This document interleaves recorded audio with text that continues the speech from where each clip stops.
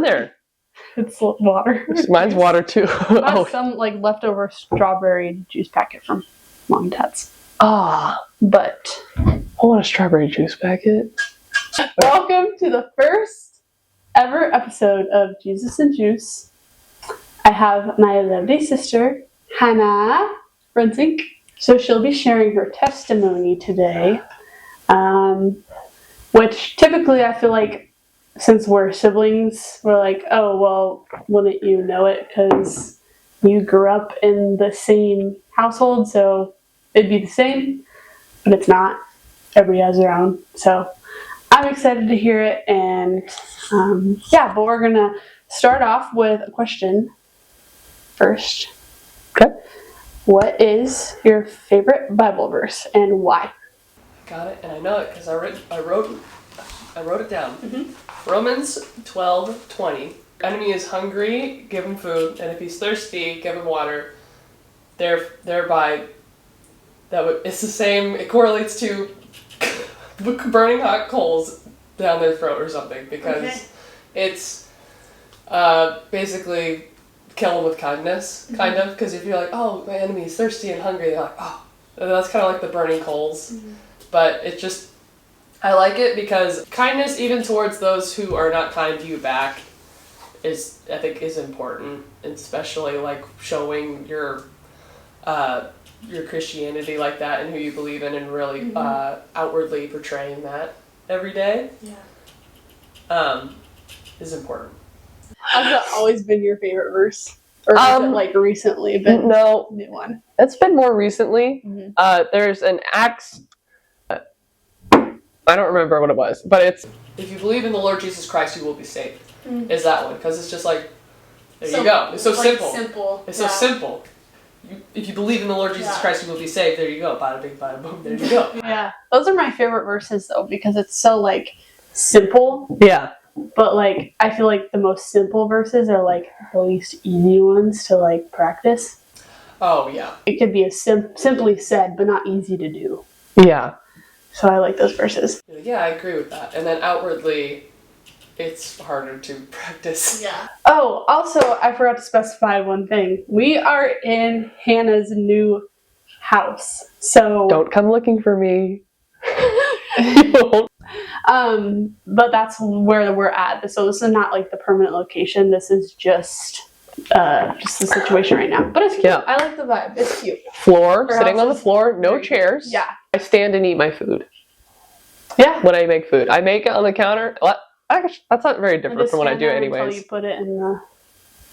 That's not like very different from what I do anyways. Make the food and I'm like, well, I'm already here. Might as well just stand and eat it. Sometimes I do that too because I get like impatient or something. Like, why make a plate when it's already in a pot? Yeah, true. Especially if you live by yourself or you only live with a couple people. Yeah. And you make food for yourself. Yep. College life, single life, and honestly marriage life too, because you tend to not care who eats out of your stuff. That's true. I wouldn't know what that's like. Anyway, what would you say growing up like for you? Like, how did God play a role in that? How did family play a role in that? Your friends? In my faith? Yes, like growing up, like as a child. I would say now that I'm older, I look at it as like a little bit of the easier way to knowing God, because when you grow up in the church, it's like, oh, this is just what you do. You just go to church on Sundays, and then later down the line, it's like, oh, not all the other kids in my class go to church. And then you have other thoughts, and you start growing up, and like socially stuff comes in, and then you get some doubts. I definitely had some doubts, but I think we had such a strong support group, being our parents, and just generally really wise in that. Where if we just came up with questions, like I constantly had questions as a kid, not afraid to ask them or to say anything with no filter. Even older, I was just like, oh, what's this? What's this about? Just about any quick question, like religiously or something. They'd be down to answer it and have an answer. I always loved that. Like, he wanted us to come to with this question, like, because he'd be so like. He loves us being curious. Yeah. He loves us being curious. Yeah, and I think curiosity is super important. But yeah, it was, I hate to say easier, but it's just like kind of grew up in that. And of course you have there was points where it's like doubtful, and then you're like, okay, well I've been through this whole time, what's different than this? And you start thinking outside of that. And I think that's where a lot of people start straying. I think just overall positively, because we had such a strong knit support group. Yeah. That which I think we're very blessed to have. Would you say it like stayed pretty positive through like high school, middle school, or was there any like downfall point where you like questioned anything, or there was like a situation that happened, or I don't know, or, like with friends or influence? I saw this in the outline, and there wasn't anything super prominent that I could think of. There's just like sprinkled doubts in my head, and then kind of with the people I surrounded myself with, like Emily being my best friend forever, kind of like naive to everything and just being like, oh, okay, like to like everything. Like people in high school could attest to that. I did that all the time. And I was just like, I don't get it, and just everything goes over my head, and I was just in whatever, not really thinking about it. And God was kind of unfortunate. God was kind of like, I thought of it as the back burner because it was just part of it was part of what I did, and I didn't take it too seriously in high school and stuff. And like I still believed, and I still went to church, and I still did the stuff, and I could say I was a Christian, but I don't think I took it too seriously until like later in high school.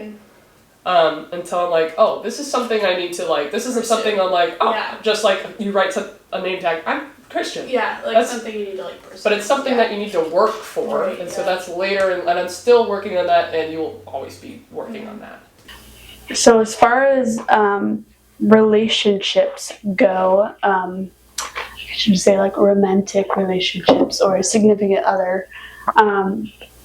So like walk me through that, and I mean I know a little bit about like one past relationship you've had, but as far as like, has there been any like loneliness in being single for a long like period of time, or has there been like, just walk me through like your feelings with that and how God has kind of been there for you in that?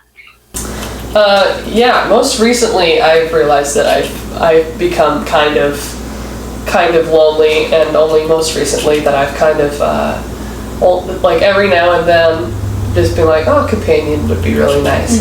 Mostly because I was living with Emily, my roommate, when I moved out. We were roommates, and after work we'd see each other at nights, or sometimes it wasn't like all the time we were there, it's just like in passing, but there was someone else living in the house. Yeah. And that was company enough, like just my best, like one of my best friends since what we say the womb, just being there all the time, you have company. And it's really nice. And then she got a boyfriend and started hanging out with him a lot. And so I became at the house alone a lot. Yeah. And it wasn't like we weren't like hanging out the same, but it was like seeing her less and less because she had her attention was diverted to her new love life. Right. And I was seeing that, and also I admit seeing you and Jonas and Ebby get married like one after the other. It had me being like, wait a minute. My two younger siblings getting married, and soon probably Elise is going to get married before I do. But seeing that has me being like, that seems nice. Like other than that, it hasn't really been. I'm really work focused, and I haven't really been thinking about it other than like the romanticized version of it, I'm afraid. And so I've tried I've done like the dating apps and stuff, because I don't meet like a lot of guys. You had one relationship or boyfriend in high school. Yeah, I think senior year. And how long did that last? It was like I want to say it's a couple months, and it was again like the romanticized version of it. Right. And then unfortunately I think I treated it pretty bad, because I realized that it was a very surface level thing. In the Bible, it says that Old Testament, man wasn't made to be alone.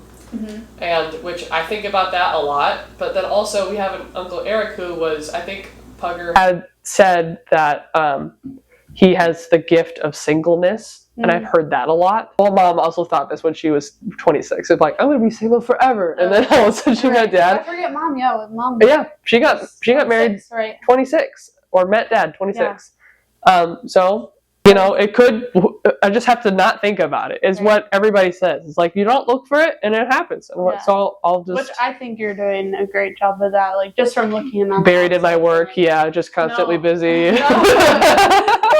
Yeah, but I feel like that helps to an extent. Yeah. But I mean, like, besides, like, staying busy all the time, but, like, you have a job, you're really good at saving your money, you just bought a house, like you're moving forward in your life without like feeling, I need to stay in this place and wait for a guy to come in and then we can move forward together. Yeah. Like you're moving forward. That's the same with knowing where God wants to take you, like guiding him on where God's going to take you down that path. That's another thing I struggled with. Yeah. Was like, you can't wait around like, God has a plan for me. Take me.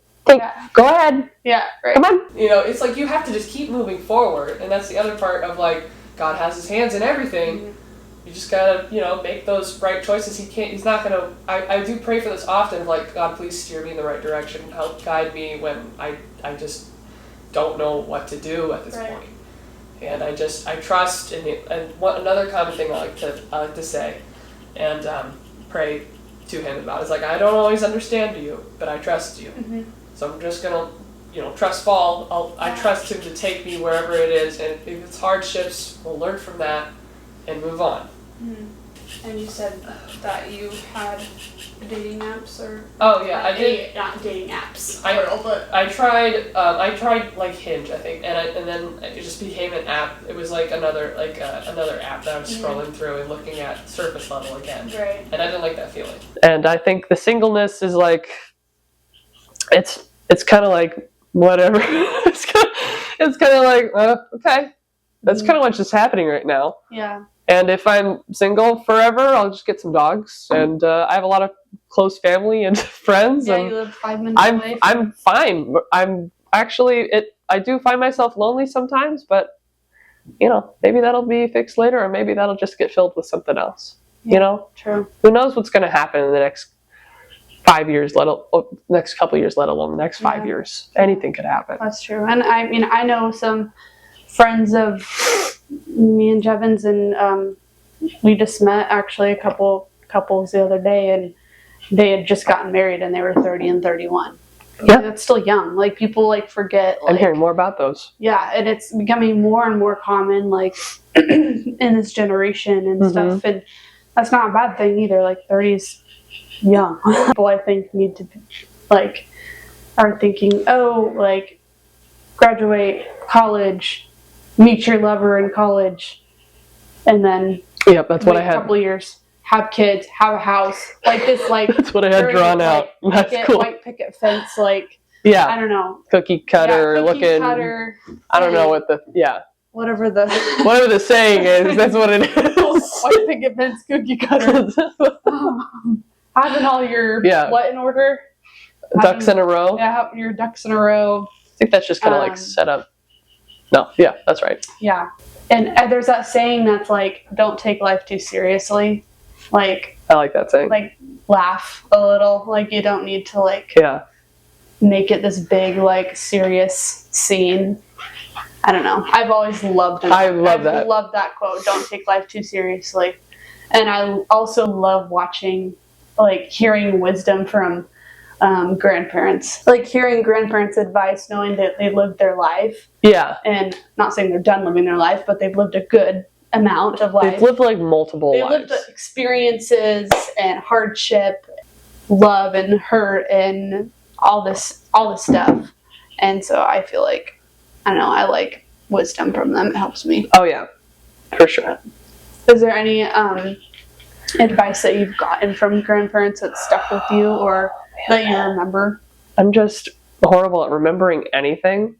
Okay. So when I looked at your outline that you sent me, I was just like, oh boy. I'm just thinking of like just nice things that they've said to me. Good. Like the one I shared, the one I shared at Papa's graveside, that I kind of blubbered through because I can't talk and cry at the same time. I was just like, oh, like the whole time. Was just like, I think it was the 4th of July, and I was watching Mason when he was real little, and I was wearing my nice dress. And I was all like, so excited about it because I was wearing dresses again. Anyway, I was walking around with him and taking care of him, and I noticed Papa sitting in his chair, or in one of the chairs, and he was looking at me, and it looked like he wanted to talk. Like, he was like, come on, over here, I'm going to tell you something. And so I'm like, hey, what's going on? He's like, all he said was, you're going to be a great mother someday. And I was like, oh. How old were you? it was like, it was the 20s. Oh, okay. That's awesome. I think. Yeah, that's a great. Yeah, it was just like something nice that he said, or things that I got from them. I can remember like Just like little like meaningful compliments. Yeah, little meaningful compliments that I'm like, they mean that. Right. They for sure mean that. And it's not something that you're just like, there's my beautiful daughter, there's my beautiful granddaughter, there's my other beautiful. It's not like one of those. It's where it's like, we're all beautiful granddaughters. You know, it's just like, you know what? It's like one of those where they saddle up to you next to a party and they're like, you know what? You're really good with your money or something. You're like, I think I got one of those. It's like one of those personal things that, you know, means a lot. Yeah. But yeah, I can't think of specific ones, unfortunately. I'm just horrible with memory in general. Except for that one verse that I got most of. I know. Wrote it on your arm. Just the verse. Right next to the tattoo. Just the number. Yeah. I might want to get this one as a tattoo. Right there. But not like that. Just marker. Do you have any advice for people, specifically women, I guess, walking through, or anybody, but walking through singleness or loneliness or maybe independence issues or like their own faith, just any of that? Go all in is what I'm like. What Dad said with one of his testimonies. I think about that a lot. With him talking to his mom about that, of like when he doubted. And I've taken this kind of away from me, but where it's like, okay, this could happen or this could happen, but I think it's better to be all in with God and Jesus, and it makes more sense to me. So if you're like struggling with that, just go all in. And with like loneliness, like get a pet, probably. Yeah. Get a pet. Hang out with friends, make plans, find friends. Yeah. Hang out with family if you like your family. That's good. Like I do. Make or go out and like do an activity. Like find like town ball, which I don't do enough. Or like baseball. Like find a team. You could go and learn a new skill and socialize. Or like I socialize outwardly that way, people to people, or I also socialize online and have my old Seattle that I went to school with. We still play D&D online like almost every Wednesday, and that's not even face to face. But so stuff like that. I think socializing is important, and socializing will keep you from loneliness a lot. And it's like you said earlier, like we're meant to have relationships with other people. We're not meant to be lonely. So find a hobby that you like too. That's good. What is in what you went to school for? Yeah, I briefly, it was for 2 years, went to a very small college that everyone thinks is the Art Institute, but it's AIE, Academy of Interactive Entertainment in Seattle. That I drove to for the first few weeks. It was 3 or 4 days out of the week that I went. That was like the schedule. And then we found a long lost aunt out in Seattle, lived out in Seattle. Yes, I remember that. And I got to stay with her while I was down there for half the week, and then I worked the other half of the week so that I could have gas to go down there, stretched out. Where did you work?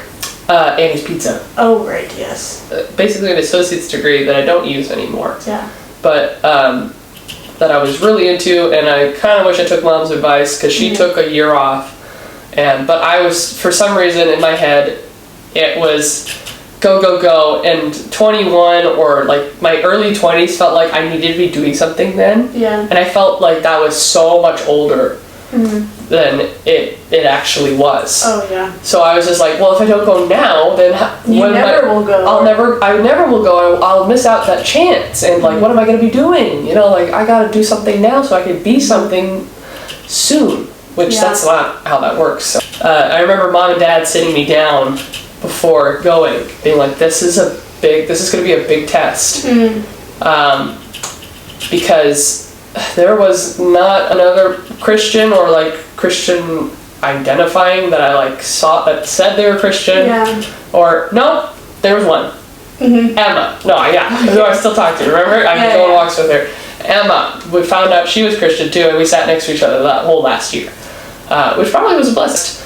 But it wasn't unlike high school, where everyone just kind of had their own beliefs and like had their own opinions and stuff. And I was like, okay, so it's not a test of like socially, because it's kind of the same socially with high school and stuff. It's just like Seattle, and then they're kind of pushing stuff to be like, oh, this is what the art world is, and you have to be open to this and this and this.